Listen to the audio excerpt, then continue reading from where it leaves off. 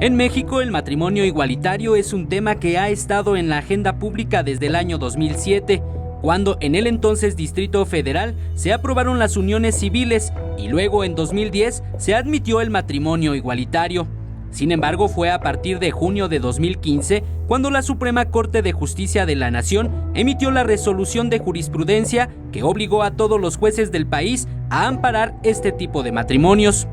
Fue entonces que en 2016 se presentó la iniciativa Matrimonio sin Discriminación, que buscaba hacer legal el matrimonio entre personas del mismo sexo en todo el territorio mexicano sin necesidad de algún amparo.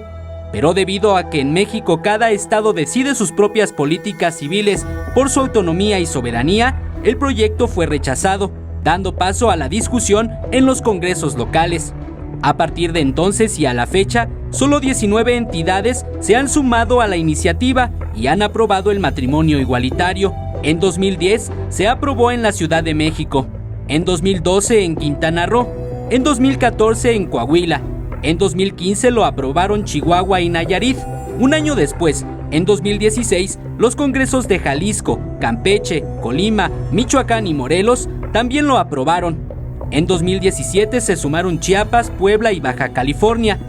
Y este 2019 fue aprobado en Nuevo León, Aguascalientes, San Luis Potosí, Hidalgo, Baja California Sur y hasta hace un par de días en Oaxaca.